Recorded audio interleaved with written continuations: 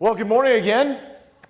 Great to have you here. You know, today we are going to be continuing in our series about change. We have one more week left starting next Sunday will be our last week in this series. And we've been looking at all these different ways that things change us and that God changes us. And I hope you found it encouraging. I know that for me, it's been a great series for me to prepare and kind of walk through. And then last week to see all of those examples of life change right here as we did the baptism. I mean, that was some exciting stuff. And it was just great to visually see that God is changing lives. And I hope He's been changing yours as well. As we continue today, we were thinking a little bit about things that change us. And one of those things is adversity.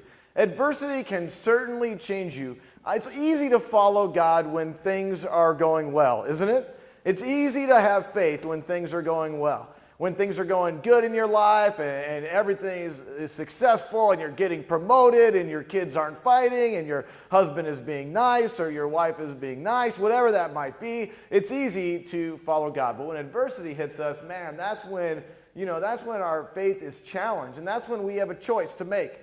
We can either let adversity tank us, let it take us down, let it destroy us, or we can let adversity do something to us that makes us call out to God, ask God, hey God, what can you do in my life because of this, or maybe even in spite of this thing? God, what can you do to help me to overcome?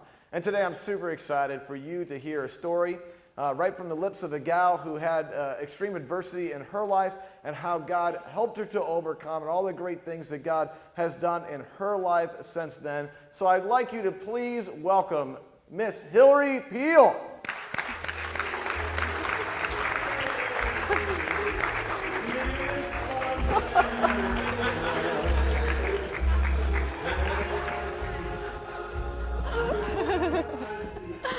Great to have you here. Thanks. Go ahead.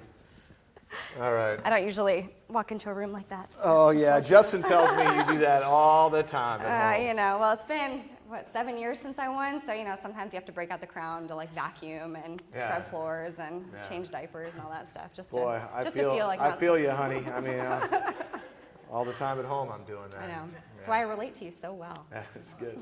All right, Hilary, so I know a little bit about you. I mean, we're friends, but tell everybody. I want you to introduce yourself. Tell everybody about you. Yeah, so I'm really happy to be here and really happy to be a part of the Journey family. I don't know if you knew from the little intro, but I was Miss Arizona 2006, competed in the 2007 Miss America pageant. So it's, like I said, about 7 years ago, so I'm officially a washed-up has-been. But my life is still pretty great right now. I have a wonderful husband who's sitting over there. I have an 11-month-old baby boy who's not in here because even though he's wonderful, he's very loud. So he'd probably be a little distracting. My life is awesome right now. I'm happy to be here and share my story. Backing up a little bit, as far as my background, I was born and raised in Arizona, had a wonderful childhood, grew up in a Christian home, 2 loving parents and a great older sister, and I was kind of your typical kid. Did a lot of activities, sports, softball, dance. I was a competitive baton twirler just to further exacerbate the pageant stereotype, singing.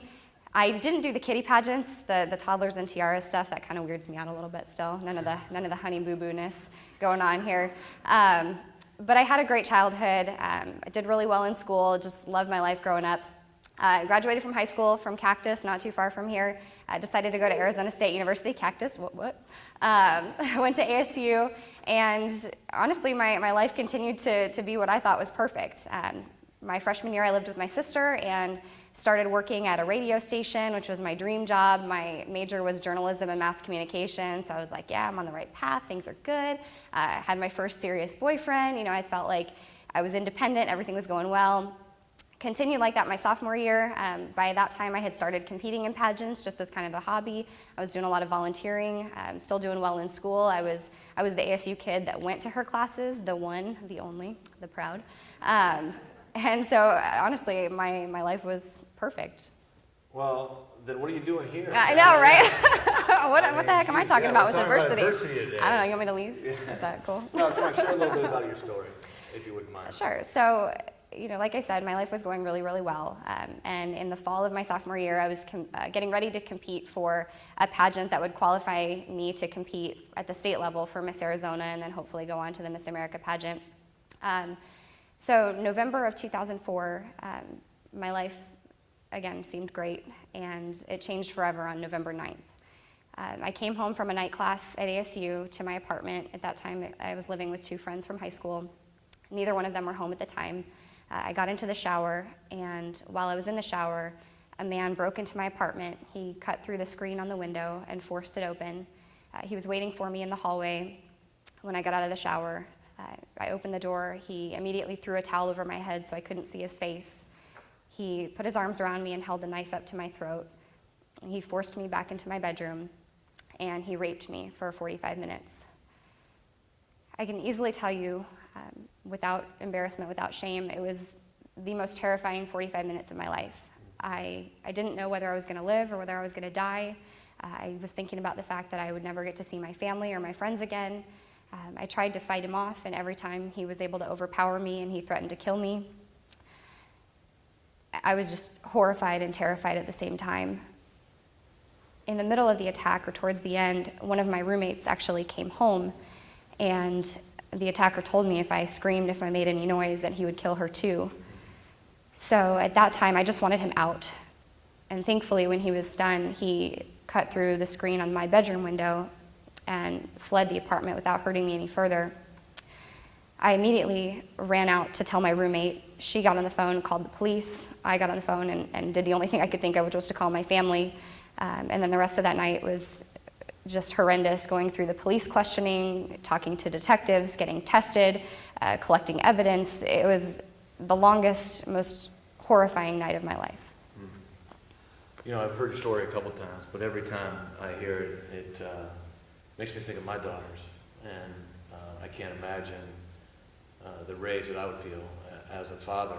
And I can't imagine what it was like to be you. So, I mean, like, what was that like? How did you deal with it? What happened next? I mean, what was the aftermath like? Yeah, basically my life was turned upside down.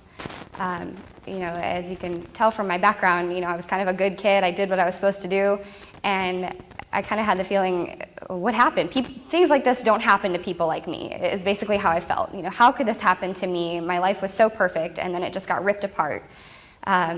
You know, while I was asleep after that long night, my family actually got a moving truck, went down to my apartment, they boxed it all up, they brought me back to Glendale. I had been living in Tempe near ASU at that time, and I felt like my life was just shattered. You know, I had gone from being this semi-independent 19-year-old college student with everything going for her, back to being this scared little girl living in my parents' house with my entire life boxed up in my garage.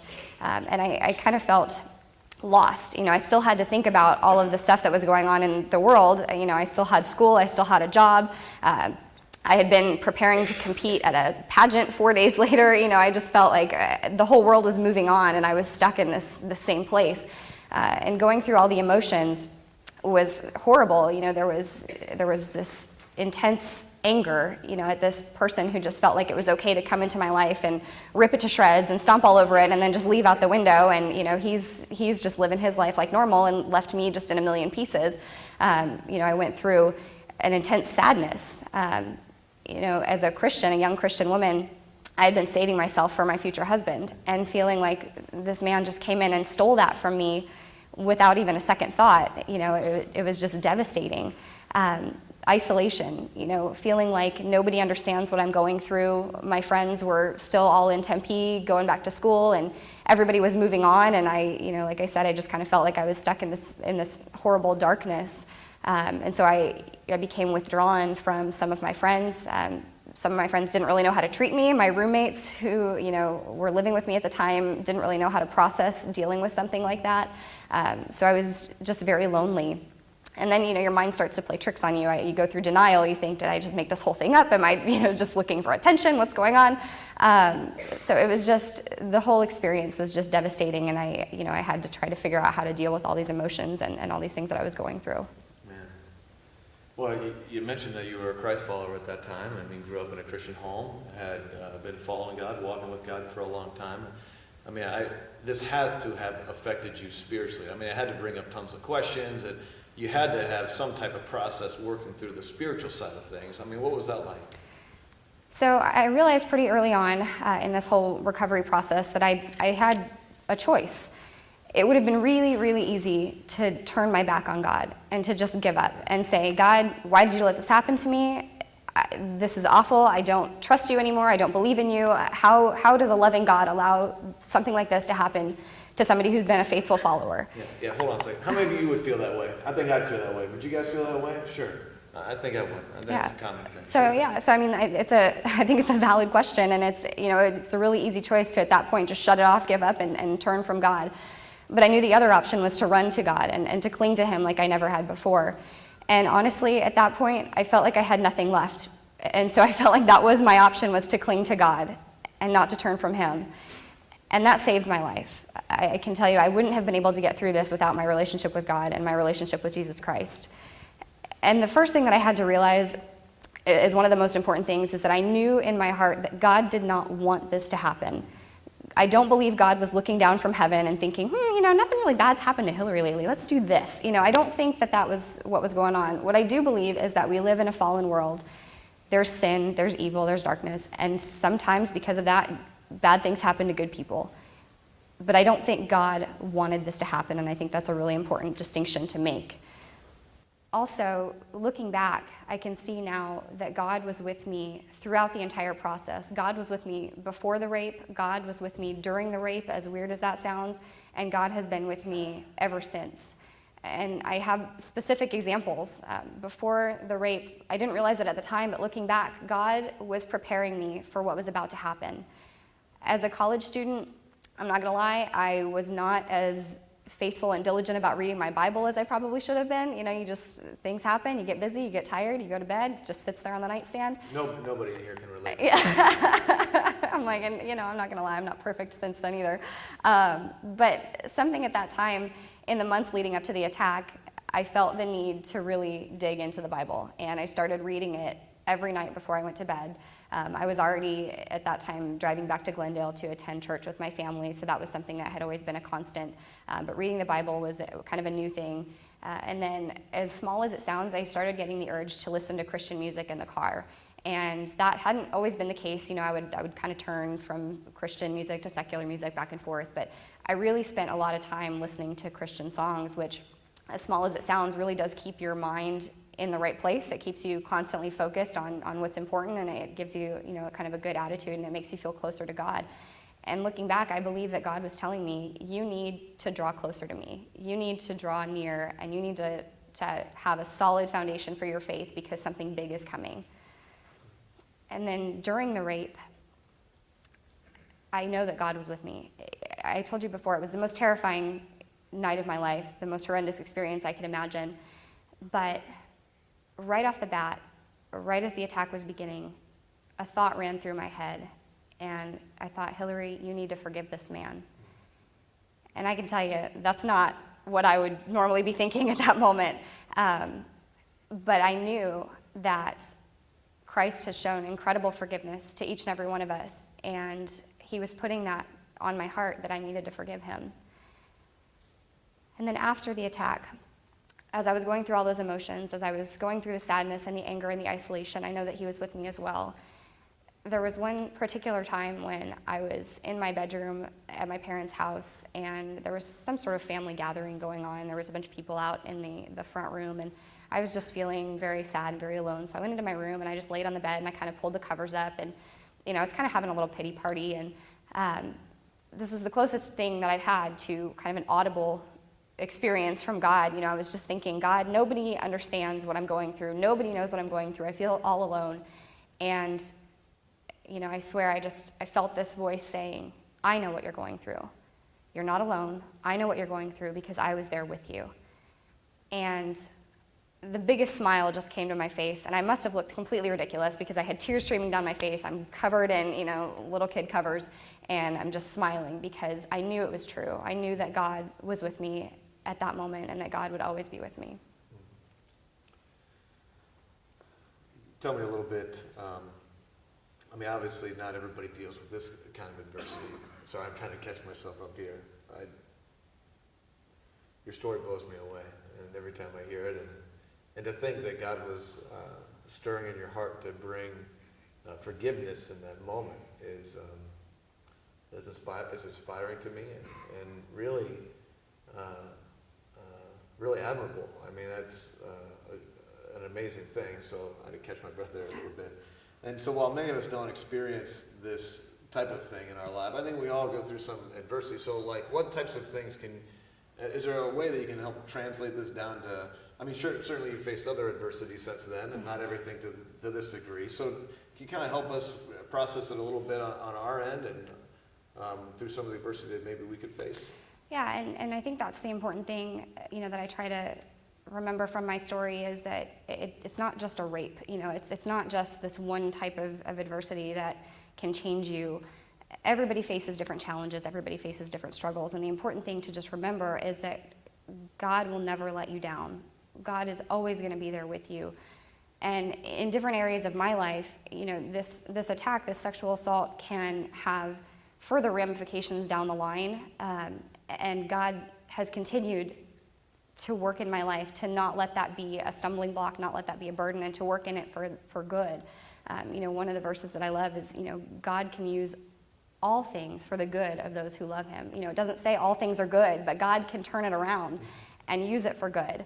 One of the things that I struggled with, as I mentioned earlier, was the purity aspect of this entire thing. And, it was something where, as I was dating my now husband, who knew all about the rape because I've known him since I was 13, that was something that I believe that God truly blessed me with, a man who could understand what I went through, who wasn't ashamed or embarrassed or weirded out by it.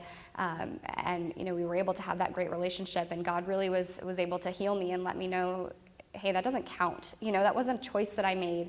I didn't choose to give myself to this man. I did save myself for marriage, and it was wonderful to have that relationship and to be able to move past that and to understand that just because this one thing happened to me didn't have to define who I was for the rest of my life. That's a good line. It doesn't define you. It doesn't define you. Your adversity does not have to define you. What happens to you, or what, like you said, we live in a fallen world, and the bad that happens to us doesn't have to pigeonhole us for the rest of our lives. I like that. Right. Thank you. The other, another really important thing, and we touched on it a little bit, was the forgiveness aspect. And I think that's applicable regardless of what you go through, regardless of what challenges face you, because it's not easy. And just because I had that one thought, Hilary, you have to forgive this man, doesn't mean that it was just done, boom, you're good. There was a lot of anger and a lot of rage and a lot of hurt that I went through. And it was even worse almost, I think, because the man has never been caught. I never saw his face. I don't know who it was. He's never, to my knowledge, paid any sort of punishment, paid any sort of penalty. He's never gone to prison. And that is difficult. That's challenging for me to be able to forgive somebody who may not feel any remorse whatsoever for what they've done. And I think that happens a lot. I think, a lot of times we're called to forgive someone who doesn't necessarily want our forgiveness. But what has allowed me to kind of think about that in a different way is, people ask me, okay, what if he is caught? What if he, goes on trial? Are you going to be there? And I said, well, yeah, I want to be there. And they said, what would you say to him if you had the opportunity? And I think they expect me to say I'm come out guns blazing and, just completely start cursing at him and just tear him apart. And if I really think about it, I would want him to know that I forgive him. And my reasoning for that is, what if I am the only Christian that this man ever comes in contact with? What if he knows I'm out here speaking and I'm sharing my story and I'm talking to people about what God and what Christ has done in my life, and then I go in there and I'm just completely hateful to him? What kind of picture does that present? I would want him to know, number one, that what I told Joe, it doesn't define me. What that man did does not define me. But two, that there's something bigger. There's a bigger power that has enabled me to forgive him, and I would want him to see Christ's love through me. And I think that's really important to remember, that as Christians, we're the examples for Christ on this earth. There's nothing else for people to see when they think about Christianity. It's us. So that's a big burden, but it also lifted a huge burden, because I think if I wasn't able to forgive that man, that anger and that resentment and that hurt would just stick with me forever. And that's a terrible way to go through life. I really appreciate your perspective there, and the idea of that we can't control what happens to us. There's things that we run into the world that are evil, we can't control what happens to us, but we can control our response, and we can respond in a godly way, and in a loving way, and a forgiving way. As difficult as it is, we can move forward and let this adversity not take us to make us become somebody that we're not, but we can be who we are even in the face of adversity. I know Esther has been Esther 4 was a big verse for you. Why don't you talk a little bit about what's happened since then and how God's used this and the next steps that you've taken? Sure. So I don't know if you're familiar with the story of Esther, but for me, I've taken that to mean God has a purpose for my life, and God has a purpose for each and every one of your lives. I believe that God allowed me to survive this attack for a reason. And because of that, I couldn't just give up. I couldn't just roll over and die. I couldn't just let this attack wreck my life. Basically, the Cliff's Notes version of Esther was a Jewish girl who was made queen. And at that time, one of the advisors to her king was trying to basically wipe out all the Jewish people. And a relative of Esther's came to her and said, hey, you need to talk to the king. You need to put a stop to this. And Esther was scared, understandably, to go and talk to her king about this.